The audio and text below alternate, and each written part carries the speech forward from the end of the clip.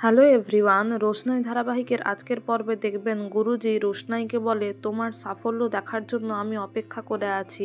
তুমি জিতে গেলে তোমার মাথায় জয়ের মুকুট দেখতে পেলে আমি এটা ভেবে খুশি হব যে আমি একটু হলেও তোমায় সাহায্য করতে পেরেছি। তারপর রোশনাই প্রণাম করে আর বলে, গুরুজি আপনি আমার জন্য যেটা করছেন সেটা অত্যন্ত নিঃস্বার্থভাবে করছেন। আমি আপনার ঋণ কখনোই শোধ করতে পারবো না। অনেক অনেক ধন্যবাদ।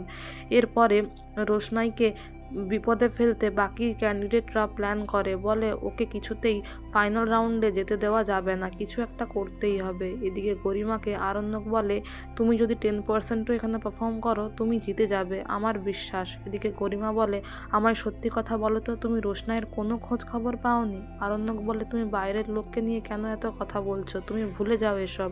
গরিমা বলে, আমি তোমায় কিছুতেই বিশ্বাস করি না, যাকে ভালোবাসো তার খোঁজ খবর নাওনি?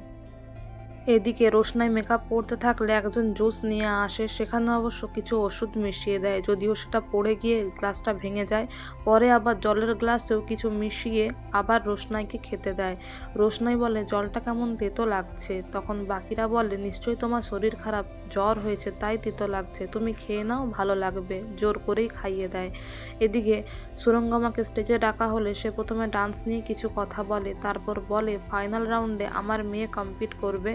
তার কারণ এখানে আমার মেয়ে গরিমা মুখার্জি এবং তার হাজব্যান্ড মানে আমার জামাই আরণ্যকও এসেছে, সবার সাথে পরিচয়ও করিয়ে দেয়। আর এদিকে সুরঙ্গমা যখন এইসব বলতে থাকে, রোশনাই ব্যাকস্টেজ থেকে সবটাই শুনতে পায়।